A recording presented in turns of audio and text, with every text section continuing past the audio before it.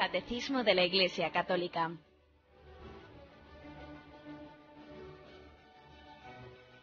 Un programa dirigido por Monseñor José Ignacio Munilla, obispo de San Sebastián.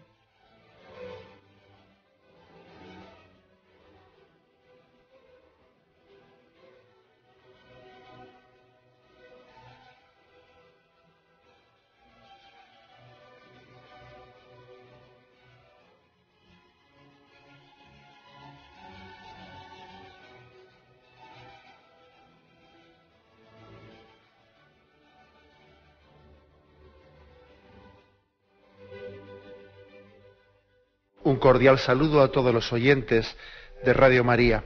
Un día más, con la gracia del Señor, proseguimos el comentario del Catecismo de nuestra Madre la Iglesia. Y lo hacemos en el punto 1448, donde habíamos quedado, dentro del apartado del Sacramento del Perdón. Si recordáis, los que ayer tuvisteis ocasión de escuchar el programa, en el punto anterior se había descrito pues lo que fue la historia del sacramento de la penitencia, cómo se celebró históricamente y cómo en los primeros siglos se celebró lo que se llamaba la penitencia pública, y luego con el paso de los siglos, allá por el siglo VII, pues fue habiendo un lento, pero constante, una lenta pero constante transformación de la penitencia pública en penitencia privada. Luego lo vamos a recordar, también para los oyentes que ayer no lo escucharon. Y esto es un poco rematado en el punto 1448. Dice: a través de los cambios que la disciplina y la celebración de este sacramento han experimentado a lo largo de los siglos, se descubre una misma estructura fundamental. Comprende dos elementos igualmente esenciales. Por una parte, los actos del hombre, que se convierte bajo la acción del Espíritu Santo, a saber, la contrición, la confesión de los pecados y la satisfacción, y por otra parte, la acción de Dios por ministerio de la Iglesia. Por medio del obispo y de sus presbíteros, la Iglesia, en nombre de Jesucristo, concede el perdón de los pecados, determina la modalidad de la satisfacción, ora también por el pecador y hace penitencia con él. Así el pecador es curado y restablecido en la comunión eclesial. Bueno, pues lo que ayer explicábamos, y que quizás sea prudente recordarlo brevemente, pues es que en los primeros siglos de la Iglesia se celebraba la penitencia con una fórmula que hoy en día nos puede llamar la atención, que era la penitencia pública. La penitencia pública consistía en que el penitente acudía al obispo o a su delegado y, tras haberse confesado en privado con él, era recibido en el orden de los penitentes. Entraba como en un orden de los penitentes. Esa confesión tenía lugar una única vez en la vida después de haberse bautizado. Y entonces entraba como en un estado de vida, que era la orden de los penitentes, que suponía hacer públicamente penitencia. Era muy exigente. Los penitentes se colocaban en un lugar especial de la Iglesia, hacían ayunos prolongados, utilizaban cilicios y un hábito especial, incluso con el pelo cortado. Debían llevar una vida retirada, sin participar en banquetes ni fiestas. No podían acercarse a la comunión mientras durase el tiempo de la penitencia, y esta solía ser muy prolongada, según la gravedad del pecado.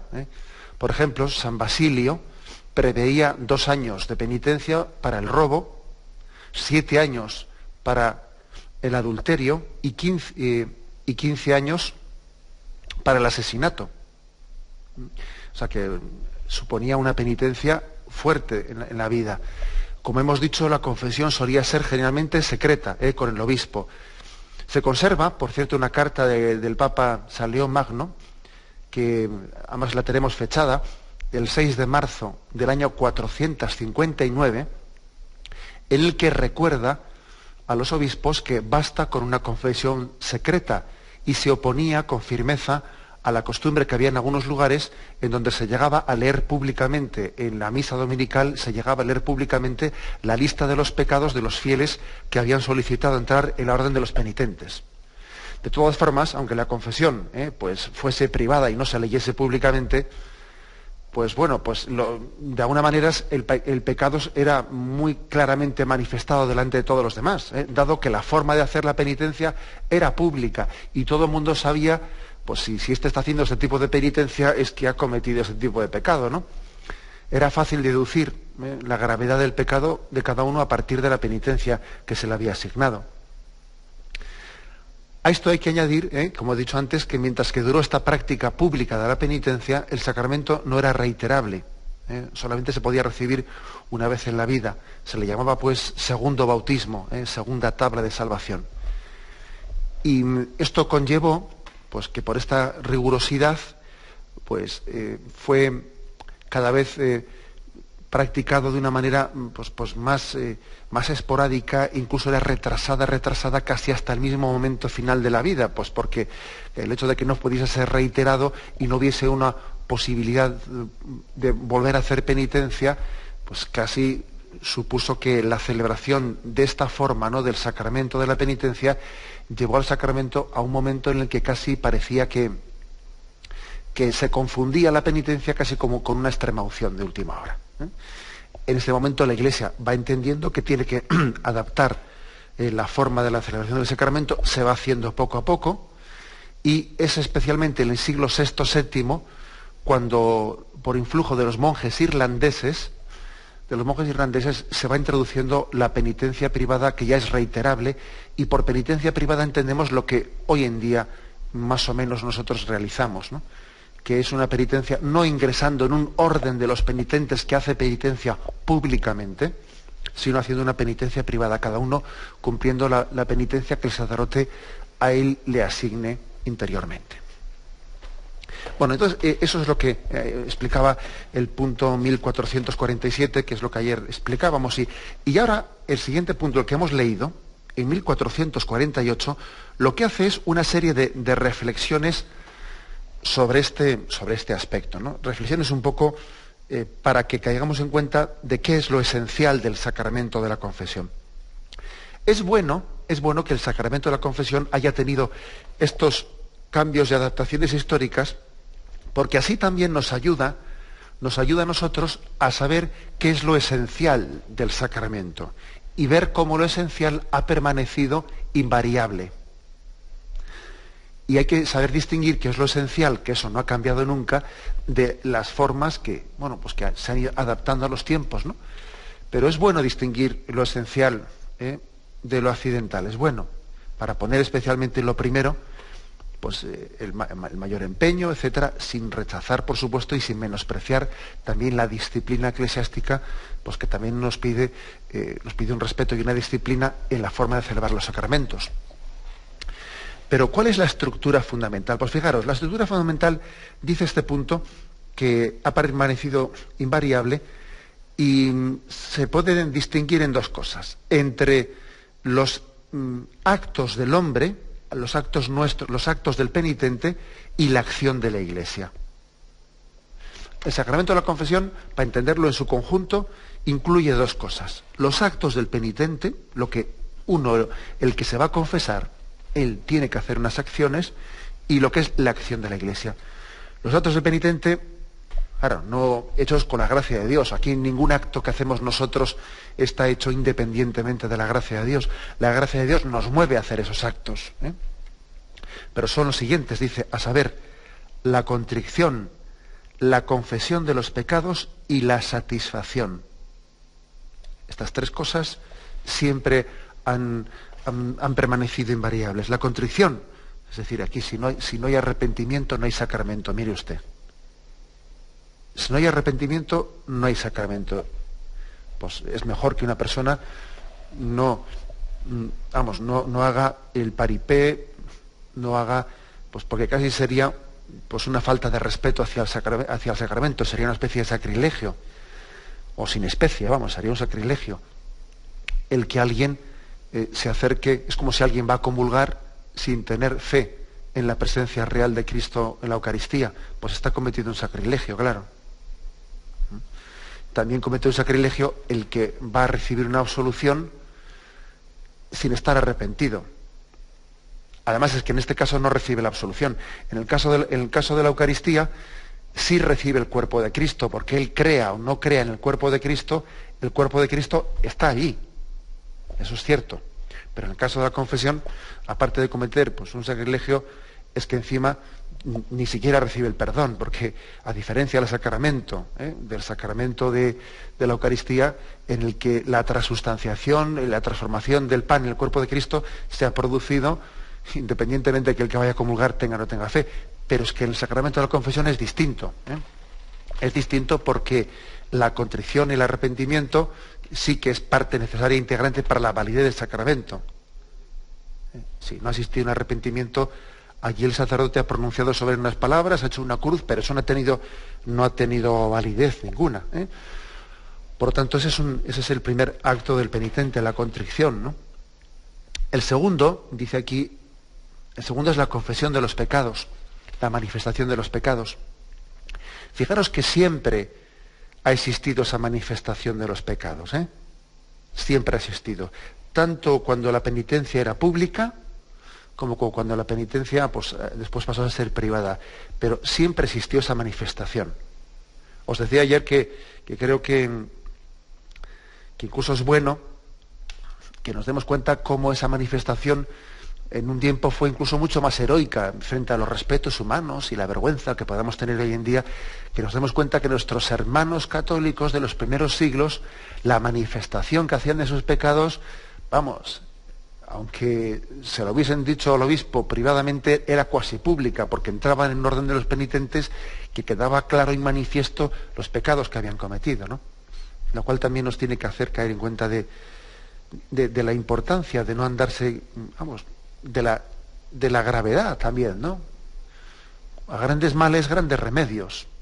Sí, Señor, si yo quiero pedirle al Señor la ruptura con mis hábitos de pecado, pues es verdad que a grandes males, grandes remedios. También el hecho de que el sacramento de la penitencia fuese celebrado de una manera pública de esa forma, nos hace caer en cuenta a nosotros de la importancia de tomarnos en serio el sacramento de la confesión. Pero la manifestación de los pecados siempre formó parte del sacramento. Además hay que tener en cuenta que el sacerdote cuando confiesa no solo es médico, también es juez. O sea, esas dos facetas las ejerce al mismo tiempo Jesucristo y por lo tanto como ministro suyo el sacerdote. Jesucristo es médico y también es juez.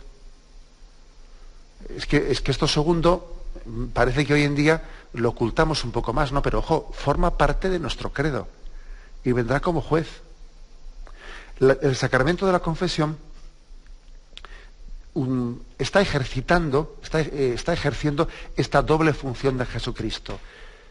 Cristo médico y Cristo juez. Aparte que para ejercitar de médico también hay que primeramente tener capacidad de juicio, porque lo primero que le pregunta un médico a un paciente es dónde le duele a usted, y le pregunta por las causas, por esto y por lo otro. Luego tampoco es verdad que se pueda ejercer de médico sin ejercer de juez.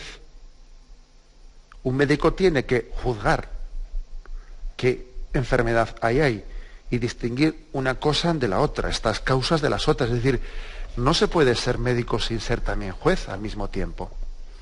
No caigamos en ciertas concepciones demasiado simplistas, que a veces le dicen, no, yo creo en Cristo misericordioso, pero no creo en Cristo juez. Óigame usted, todas esas distinciones que hacemos nosotros, esas distinciones son una proyección en Dios de los líos interiores que tenemos nosotros, porque es que Dios es al mismo tiempo juez, y al mismo tiempo es pastor, y al mismo tiempo es médico, y todo eso está perfectamente integrado en Él, sin que sean cuestiones contrapuestas. Luego el sacerdote ministro de Cristo, en el sacramento de la confesión, ejerce al mismo tiempo esa función de médico y de juez. Y como médico, pues lógicamente tendrá que saber los síntomas de la enfermedad. Como juez también necesitará conocer los pecados para poder discernir si existe el perdón y así dispensar la medicina. Luego, la manifestación de los pecados siempre formó parte Siempre formó parte de, incluso en formas tan distintas, ¿no? Pero siempre formó parte de la integrante del sacramento de la confesión. Y por último, la satisfacción. Uno satisface por sus pecados, aunque haya tenido formas distintas, porque es verdad que en la penitencia pública primero se hacía la satisfacción, y cuando uno ya la había cumplido esa penitencia, volvía y entonces le daban la absolución. Habían pasado esos años de penitencia y concluidos los años de penitencia volvía a que le diesen la absolución. Sin embargo, ahora primeramente se da la absolución y luego cumplimos la satisfacción. Hay una cosa que nos puede también ayudar mucho, y es para entender mejor lo que es la satisfacción, lo que es la penitencia. Digo que nos puede ayudar a comprender cómo en los primeros siglos los penitentes ingresaban en la orden de los penitentes. Y entonces unos rezaban por otros y la Iglesia entera rezaba por los que estaban en la orden de los penitentes. Aunque a ellos se les pedía una gran penitencia, sin embargo, también la Iglesia entera rezaba por ellos. Esto es un aspecto que nos puede pasar un poco desapercibido, pero que es impactante, que es impresionante. Es decir, no solo el pecador, el que ha cometido el pecado, él hace la penitencia, también la Iglesia hace penitencia por él. Recuerdo un pasaje de la vida de San Francisco Javier, en la cual él iba en barco camino de lo que él quería evangelizar, ¿no? de la China, etcétera. Y yendo en el barco, pues pudo, después de mucho intentarlo, etcétera, pudo convencer a un marino que tenía vida pues muy disoluta, una vida pues muy depravada, muy desmadrada, ¿no? Como se dice popularmente. Bueno, pues después de tener mucho apostolado hacia él, consiguió, entre comillas, le arrancó una confesión, consiguió que se confesase, ¿no? Bueno, pues aquí el hombre le confesó y tenía pecados graves, y Francisco Javier con todo el cariño le acogió, etcétera, y le dio la absolución y le puso una penitencia. Aquel marino, que tenía una vida así, pues bastante alejada, había pues, tenido muchos hábitos pues, de pecado en su vida, se sorprendió de que Francisco Javier le pusiese una penitencia, pues, entre comillas, bastante suave. Él pensaría, con todos los pecados que tengo, me va a poner esto en una penitencia, y le puso una penitencia bastante suave. Bueno, se sorprendió, pero la recibió gustosamente y marchó de allí. El caso es que a las horas siguientes, aquel hombre que se había quedado aquel penitente se había quedado un poco impactado por verle a Francisco Javier, que veía cómo se emocionaba, mientras que él se estaba confesando, veía cómo su confesor se emocionaba. Aquel penitente empezó un poco a espiarle, a seguirle los pasos a Francisco Javier, y vio que en el camarote, ¿no?, en el que Francisco Javier dormía, se acercó a él y viéndole desde fuera, descubrió que Francisco Javier estaba haciendo penitencia, se estaba disciplinando, haciendo penitencia por los pecados que este penitente le había confesado. No se había atrevido él a ponerle una penitencia rigurosa, porque como le veía tan flojillo, le veía tan verde, ¿no? Pues decía, mucha penitencia no le puedo poner porque no va a ser capaz de cumplirla. Y el propio Francisco Javier se dispuso a hacer la penitencia que ese penitente, pues él pensó que no podía ponérsela tan rigurosa. Y entonces aquel hombre se sintió verdaderamente convertido, ¿no?, en el segundo momento, al entender también el misterio de la misericordia de Dios y de la comunión de los santos, y ver cómo Francisco Javier también hacía penitencia por él. Quiero decir con esto que aquella penitencia pública, aquel orden de los penitentes que existía, ¿no?, en los primeros siglos, nos hace caer en cuenta de que aquí todos vamos sumados en el mismo barco, ¿no?, y unos rezamos por otros, y unos hacen penitencia por otros. Es impresionante pues, que haya personas que hayan recibido una vocación penitencial y rezan por nosotros y por nuestros pecados. Hay personas que rezan y se sacrifican por los pecadores y hacen penitencia por los que no hacen penitencia. Eso es impresionante. ¿Cuántas almas han recibido esta vocación? Bueno, comenzando por la mayoría de las almas contemplativas, ¿no?, que tienen eso asumido dentro de su propio carisma. Acordaros del mensaje de Fátima, en el que la Virgen María, pues a los pastores de Fátima les dice tanto: haced penitencia por los pecadores. Y los niños lo entendieron perfectamente, y ellos comenzaron una vida de oración y de penitencia por los pecadores. Esto nos puede llamar la atención, porque es que tenemos una mentalidad tan individualista, de que lo mío, lo que haga el otro, yo no tengo nada que ver con ello, ¿no? Sin embargo, Dios nos quiere salvar como familia, y en una familia, pues uno no se puede desentender de lo que le pasa a mi hermano. Entonces yo suplo en mi carne lo que le falta a mi hermano. Suplo en mi carne, y Dios ha querido, ¿no?, que también la satisfacción, la penitencia por nuestros pecados, pues no sea algo, pues un acto meramente individualista, que no, que es que aquí todos estamos para apoyarnos mutuamente. Y bien, y luego está la segunda parte. Estamos diciendo que la estructura fundamental del sacramento de la penitencia, por mucho que hayan cambiado los tiempos, pues se ha mantenido sustancialmente, ¿no?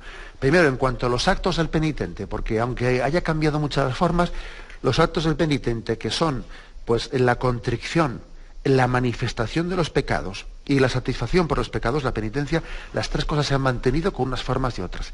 Y también se ha mantenido sustancialmente, como vamos a ver ahora, pues lo que es la acción de la Iglesia, no ya tanto la acción del hombre, sino la acción del ministerio de la Iglesia. Lo explicamos ahora mismo. Tenemos primeramente un momento de reflexión.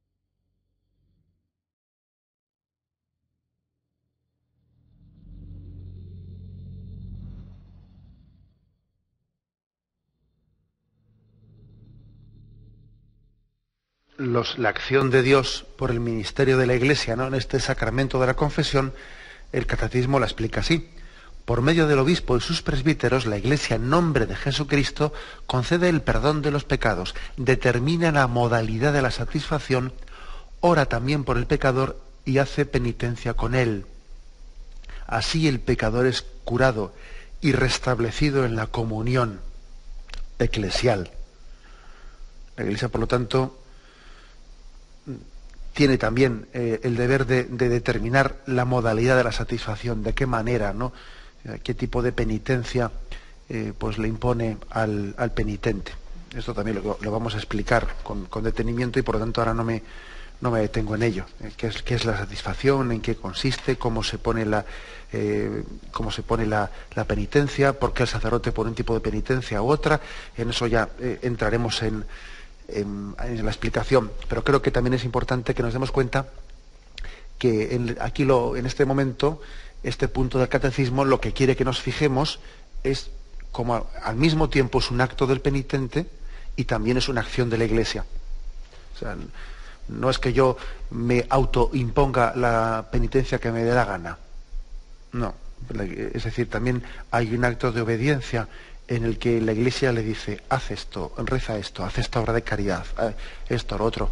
Hay una, pues, en recomendación en la que uno es conducido, es sanado, es curado, es guiado. Creo que eso forma parte de la pedagogía del sacramento. Incluso fijaros, aunque alguien pueda sugerirle al confesor una penitencia, se la puede sugerir, pero luego es el confesor el que se la impone. Hasta podía ocurrir eso, que un penitente le sugiera, me vendría bien hacer esta penitencia, muy bien, pero tú puedes sugerirlo, pero luego es el confesor el que te la dice, pues sí, es prudente, o no es prudente, hazlo de esta forma.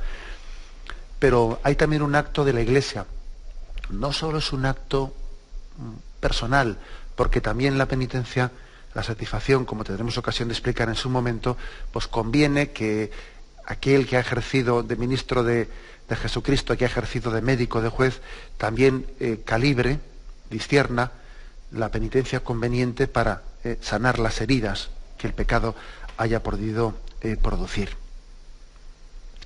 Y como decimos, bueno, pues la Iglesia lo principal que hace es darle el perdón, pronunciar la fórmula de absolución. Y en ello nos vamos a centrar ahora. Eso es lo que explica el punto 1449, que pasamos a leer.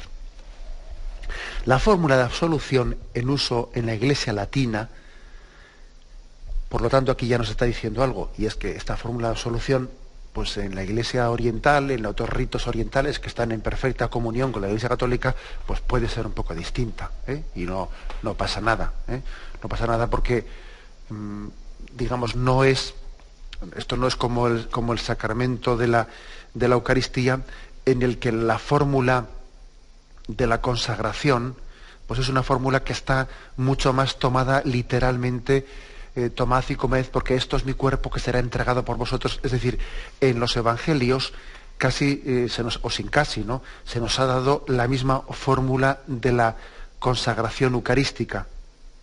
Y la Iglesia la ha tomado de ahí, de los evangelios, tomad y bebed. Después de cenar tomó el cáliz y se lo pasó diciendo, tomad y bebed. Es decir, ahí casi la Iglesia no ha hecho más que copiar literalmente de los evangelios.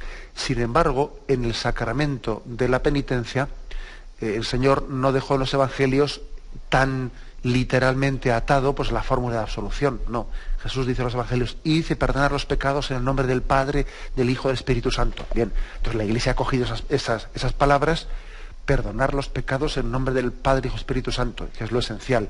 Bien, pero luego, ¿cuál es la fórmula entera de la absolución? Bueno, pues lógicamente algo tienes que añadirle a eso que es tan escueto.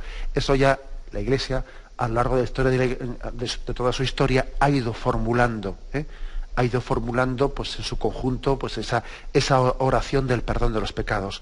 Y en la Iglesia latina, pues lo ha hecho con una fórmula, en las iglesias orientales lo ha hecho con otra, sin que haya ninguna contradicción, porque ahí lo importante era recibir de Cristo el mandato de perdonar los pecados y coger lo esencial, que es id y perdonar los pecados en el nombre del Padre, del Hijo y del Espíritu Santo. Bueno, pues la fórmula es esta. Dice, en uso en la Iglesia latina, expresa el elemento esencial de este sacramento. El Padre de la Misericordia es la fuente de todo perdón. Realiza la reconciliación de los pecadores por la Pascua de su Hijo y el don de su Espíritu, a través de la oración y el ministerio de la Iglesia. Bien, ¿y cuál es la fórmula? La fórmula, pues todos los que tenéis pues el hábito y la costumbre de acercaros a este sacramento de la confesión, pues os sonará, ¿no? Estamos muy familiarizados con ella. Dice así: Dios Padre misericordioso, que reconcilió consigo al mundo por la muerte y la resurrección de su Hijo, y derramó el Espíritu Santo para la remisión de los pecados, te conceda por el ministerio de la Iglesia el perdón y la paz. Y yo te absuelvo de tus pecados en el nombre del Padre, del Hijo y del Espíritu Santo. Esta es la fórmula de absolución. Bueno, pues vamos a intentar un poquito explicarla, distinguiendo o desgranándose las afirmaciones principales de esta fórmula de absolución. La primera, el Padre es fuente de perdón. Dice, Dios Padre misericordioso, que reconcilió consigo al mundo, etcétera. Pero aquí el Padre es la fuente de la misericordia. Acordaros que en esa parábola del hijo pródigo que hemos estado explicando en días anteriores, evidentemente el padre de la parábola no es sino reflejo del Dios Padre misericordioso. El Padre misericordioso, aquel que sufrió por la marcha de su hijo, aquel que envió a su hijo en búsqueda de sus hermanos perdidos, aquel que envió al hijo querido y le dijo, vete en busca de tu hermano, y aquel hijo que fue Jesucristo que le dijo, Padre, envíame, quiero marchar en búsqueda de mi hermano menor, envíame, que yo consolaré tu corazón herido y ofendido por el pecado. Aquella imagen de Jesucristo que es el hijo mayor de la parábola, el hijo ideal, el que debía de haber sido, ¿no? Aquel que entendió que el corazón de su padre estaba ofendido y entonces fue enviado por el Padre. El Padre envía al Hijo al mismo tiempo que el Hijo le pide al Padre que sea enviado, ¿no? Lo que no tenemos que entender aquí, porque es que a veces puede haber una expresión de la Sagrada Escritura que necesite un poco contextualizarse, ¿no? Por ejemplo, cuando dice la Sagrada Escritura, el Padre envió a su Hijo a la cruz para el perdón de los pecados, ¿no? Pues vamos a ver, el Padre envió a los hijos a la cruz, pero no podemos entender esa expresión como en contra de la voluntad de Jesucristo, porque el Padre y el Hijo tienen un mismo sentir, que es la primera y la segunda persona de la Santísima Trinidad, ¿no? Luego la voluntad del Padre es la voluntad del Hijo, y la voluntad del Hijo es la voluntad del Padre. Por eso cuando se dice esa expresión, el Padre envió a su Hijo al mundo, ¿no?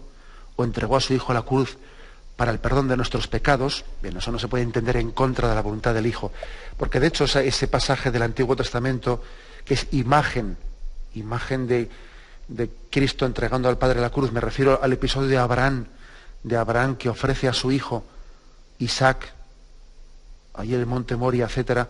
Lo que no podemos es aplicar esta imagen al dedillo, o sea, al milímetro, literalmente al Padre y a Jesucristo. Es verdad que nosotros utilizamos esa imagen de Abraham que ofrece a Isaac como la imagen del Padre que ofrece al Hijo, pero toda imagen es limitada. Es limitada porque, claro, la diferencia está en que Isaac no sabía lo que su padre Abraham pretendía hacer con él. Padre, ¿y dónde está el cordero para hacer la ofrenda? Y Abraham dice, Dios proveerá, hijo mío, tira para adelante. Y entonces Abraham ata a su hijo Isaac y le va a ofrecer en sacrificio sin que Isaac haya participado en esa voluntad de entrega. Bien, esa es una imagen, pero os podéis imaginar que eso no sirve literalmente para aplicarlo al caso de Jesucristo. Sirve para entender lo que es la generosidad del Padre que entrega al Hijo, pero no sirve para conocer lo que la entrega voluntaria de Cristo a la muerte en unión, al unísono, no, con el corazón de su Padre. Por lo tanto, primer aspecto, el Padre misericordioso reconcilia al mundo a través de su Hijo Jesucristo. Y la iniciativa es de Dios Padre. Lo que es sorprendente es que el ofendido por nuestro pecado es Dios, sea él mismo el que tiene la iniciativa de la reconciliación, ¿no? Porque lo lógico sería que la iniciativa de la reconciliación o la iniciativa del perdón proviniese de nosotros. Yo he sido el que he pecado, yo he sido el que me ha alejado de Dios, yo he sido el que estoy hecho un desgraciado, ¿no? Porque he perdido la dignidad de hijo y estoy aquí, pues en medio de los puercos, cuidando cerdos hechos un desgraciado. Lo lógico sería que la iniciativa proviniese de quien se ha alejado de Dios. Y la sorpresa, lo lo que nosotros nunca hubiésemos calculado es que la iniciativa de la reconciliación proviene del corazón del Padre que había sido ofendido por nuestro pecado. Por eso aquí la fórmula dice, Dios Padre misericordioso, todo proviene de la misericordia de Dios. Nuestra existencia es pura misericordia de Dios. El hecho de que existamos, el hecho de que hoy haya amanecido, es misericordia de Dios. El hecho de que yo sea perdonado, de que yo sea llamado a arrepentirme, es misericordia de Dios. Dios es misericordioso. Y acordaros también de ese episodio en el que estaba Moisés en el monte Sinaí, en el momento de la alianza, y el pueblo, mientras tanto, allá abajo en el desierto, ya se hace el becerro de oro y ya pues, comienza a negarle a Dios. Y hay un momento en el que en ese pasaje bíblico, pues Yahvé dice, voy a acabar con mi pueblo, ¿no? Y entonces Moisés intercede ante Yahvé, y Yahvé tiene misericordia. La misericordia de Dios, por lo tanto, es lo que nos funda, lo que nos crea, lo que permite que nuestra existencia siga adelante por pura misericordia de Dios. Tenemos que estar eternamente agradecidos a Dios, fuente de misericordia. Segundo aspecto, ¿no? Dice, Dios Padre misericordioso, que reconcilió consigo al mundo por la muerte y resurrección de su Hijo, y derramó el Espíritu Santo para la remisión de los pecados, o sea, es decir, que la misericordia de Dios Padre se ha manifestado de dos formas: por la Pascua de Jesucristo, por su muerte y resurrección, y por la efusión del Espíritu Santo. Esos dos hechos han sido la mayor manifestación de la misericordia. La muerte y resurrección de Jesucristo y la efusión del Espíritu Santo. A veces pedimos a Dios signos, ¿no? Y entonces recordáis aquel pasaje que dice, esta generación me pide un signo. Igual que Jonás estuvo 3 días en el seno de la ballena, así también ese será el signo. No habrá más signo que el signo de Jonás. Evidentemente, esos 3 días de Jonás en el seno de la ballena se refería a los 3 días que Cristo al tercer día resucitó. El signo del amor de Dios hacia el hombre, el signo por el que no podemos dudar de que Dios te quiere, no puedes ponerlo en duda, es decir, no tenemos derecho a dudar de que Dios nos quiere, es la muerte y resurrección de Jesús por el perdón de tus pecados y la efusión del Espíritu Santo. Porque la efusión del Espíritu Santo lo que hace es que eso que Cristo, que ganó en la cruz por ti, eso que Cristo mereció por ti en la cruz, tú lo recibas personalmente. La efusión del Espíritu Santo es como la aplicación, la personalización, la difusión de la redención de Jesucristo. Luego las dos cosas están unidas al mismo tiempo, ¿no? La forma en la que Dios Padre ha tenido de derramar su gracia, ¿no? El instrumento a través del cual el Padre, el plan de salvación, ¿no? A través del cual el Padre ha llevado a cabo este designio de misericordia ha sido la Pascua de Jesucristo, su muerte y resurrección, y en segundo lugar la efusión del Espíritu Santo. Y dice, y continúa esta absolución. Vuelvo a leerla. Dios Padre misericordioso, que reconcilió consigo al mundo por la muerte y resurrección de su Hijo, y derramó el Espíritu Santo para la remisión de los pecados, te conceda por el ministerio de la Iglesia el perdón y la paz. Por el ministerio de la Iglesia. Es decir, esto no tiene lugar de una manera meramente invisible, no, sino Dios ha querido que ese designio, ese plan salvífico, sea visibilizado en signos concretos que son los sacramentales a través de la Iglesia. Que ojo, eso también es una misericordia de Dios, porque gracias a que también recibimos los dones de Dios, la gracia de Dios, a través del ministerio de la Iglesia, pues también eso nos da una certeza, nos da una garantía.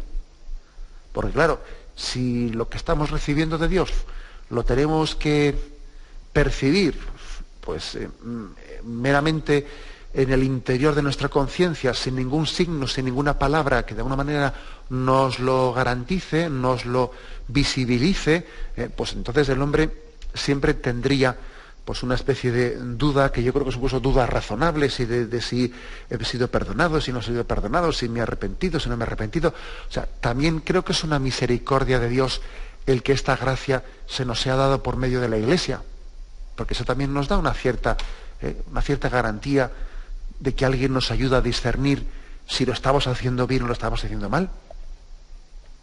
O sea, yo creo que también eso hay que verlo desde ese ángulo, desde ese punto de vista. La misericordia de Dios, que también nos visibiliza, entre comillas, ¿no? Visibilizar, que nos visibiliza, nos acerca, los dones de la misericordia. Y yo cuando escucho a un sacerdote que pronuncia esta fórmula de absolución sobre mí, pues entiendo que Cristo mismo me está perdonando. Máxime cuando Cristo dijo: lo que atéis en la tierra quedará atado en el cielo. Lo que desatéis en la tierra quedará atado en el cielo. Es decir, tengo la garantía, Dios Padre tiene misericordia conmigo, de que yo tenga certeza de que he sido perdonado. O sea, que también tenemos que agradecer mucho que la Iglesia haya recibido pues esta tarea, este ministerio de visibilizar, de ser conducto visible de este plan de misericordia de Dios Padre para con nosotros. Por lo tanto, la Iglesia tiene el ministerio del perdón de los pecados, por el cual nos dice el perdón y la paz. Dice perdón y paz. Lo cual, por cierto, nos da una lección muy grande, con muchas aplicaciones en el momento actual también de la vida de España. Que si queremos paz tiene que haber perdón. Dice el perdón y la paz. Es que claro, ¿cómo va a haber paz si no hay perdón? ¿Cómo va a haber paz si no pedimos perdón? Pues es que es una paz que está mal fundada. La paz no puede ser nunca una especie de pacto de egoísmos. Venga, yo me hago el loco hasta aquí y tú no mires por aquí. No, si es que eso es una paz mal fundada. La paz no es un pacto de egoísmos, la paz verdaderamente está fundada en el perdón. Mientras que uno no se arrepienta y uno no pida perdón de sus pecados, aquí difícilmente seremos capaces de edificar, ¿no? Pues una paz bien estructurada, bien construida, ¿no? Con cimientos fuertes. Tenemos que pedir mucho el arrepentimiento, ¿no? de todos los que somos pecadores, nuestro arrepentimiento para poder construir una sociedad justa, una paz justa. La paz justa no existe sin el arrepentimiento verdadero. Y dicho esto, esta fórmula un poco así, digamos, declamativa, ahora viene lo que podemos dar estrictamente la absolución. Y yo te absuelvo de tus pecados en el nombre del Padre y del Hijo y del Espíritu Santo. Y es muy hermoso, pues que el sacerdote diga esta frase en primera persona: yo te absuelvo. Y es uno de los momentos en los que vemos la fuerza del sacerdocio. No dice Cristo te absuelve, no, digo yo te absuelvo en nombre del Padre, del Hijo y del Espíritu Santo. Lo hago yo, o sea, lo hace el sacerdote. Él es el instrumento en ese momento. Ahora, no lo hace en nombre propio. Lo hace en nombre del Padre, del Hijo y del Espíritu Santo. ¿Os acordáis de aquel pasaje en el que Pedro y Juan iban al templo y entonces un mendigo les pide limosna, ¿no?, a la entrada del templo, y le dicen: no tenemos plata y oro, pero en nombre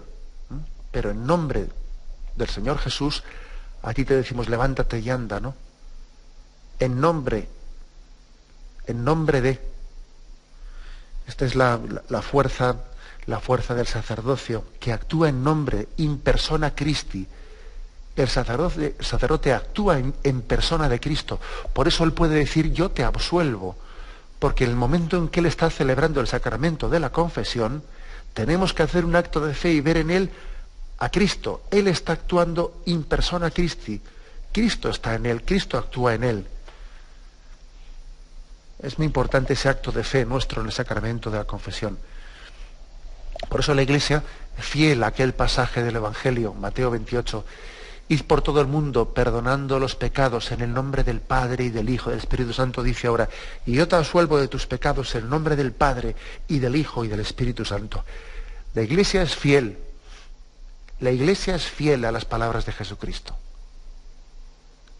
La Iglesia lleva 2000 años perdonando pecados tal y como Jesucristo le pidió que lo hiciese.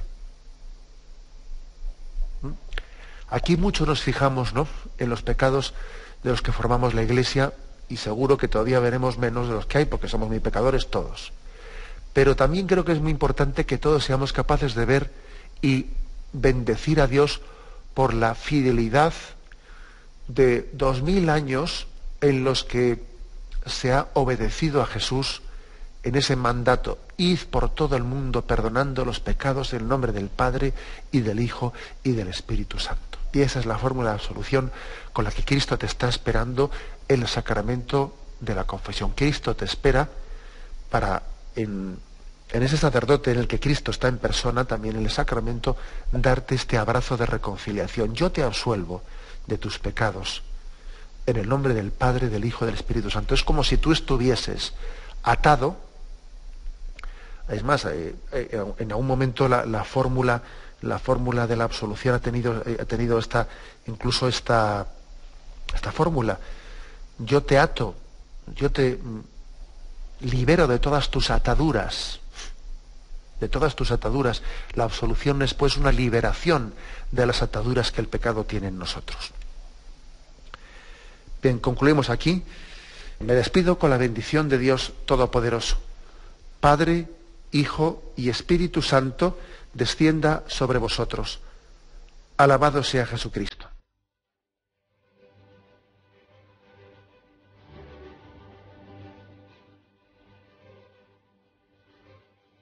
Finaliza el Catecismo de la Iglesia Católica, un programa dirigido por Monseñor José Ignacio Munilla, obispo de San Sebastián.